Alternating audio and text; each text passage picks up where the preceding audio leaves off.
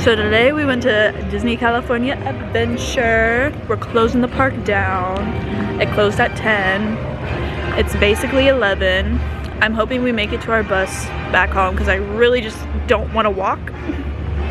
But we did so good today. We opened the park, we went on Radiator Racers first, and then we were able to hit all the rides, even though it took a while to get Incredicoaster.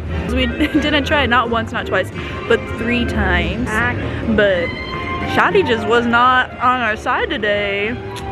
But we did eventually do it, and we rode all the rides, and I made her go twice with me on Guardians, even though she hates that ride. And then we also drew Amber from Elemental and Oswald.